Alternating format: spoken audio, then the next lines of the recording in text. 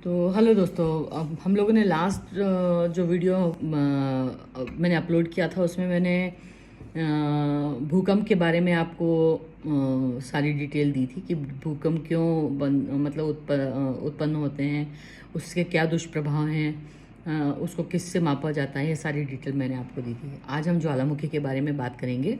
तो जो ज्वालामुखी है, आपने कई जगह पे देखा होगा। अगर आप डिस्कवरी चैनल वगैरह देखते हैं या नेशनल ज्योग्राफिक देखते हैं तो आपने उसमें ज्वालामुखी फूटते हुए देखे होंगे, या ज्वालामुखी किस तरीके से होते हैं वो भी आपने देखा होगा। यदि फिर भी आपने नहीं देखा है या नहीं मालूम है आपको, तो मैं आपको बता देती हूँ कि जहाँ पर भी पृथ्वी की सतह कमज़ोर होती है वहाँ पे ज्वालामुखी का उद्गार होता है। ज्वालामुखी उद्गार में क्या होता है, धूल, गैस है ना, राख और लावा, ये उसमें से निकलता है। तो जब अंदर का जो मेटल है उसके अंदर से जो पदार्थ उबलता रहता है, उसको हम लोग क्या, जब वो धरातल पे पहुंचता है तो ये कमज़ोर सतह से निकल करके धरातल पे पहुंचता है। जब ये मेटल के ऊपरी भाग में रहता है तो इसको क्या कहा जाता है, मैग्मा कहा जाता है। पिघला हुआ जो पदार्थ रहता है वो मैग्मा कहलाता है ना।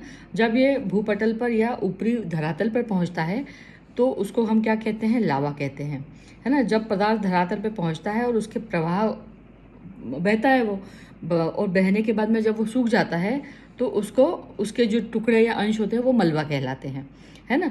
इसमें हम लोग क्या क्या, इस ज्वालामुखी में से क्या क्या निकलता है, तो राख निकलती है, धूलकण निकलती है, गैसें निकलती हैं, नाइट्रोजन यौगिक, सल्फर यौगिक और बहुत सारी मात्रा में क्लोरीन और हाइड्रोजन व ऑर्गन, इसमें जो गैसें हैं वो शामिल उसमें होती हैं, है ना।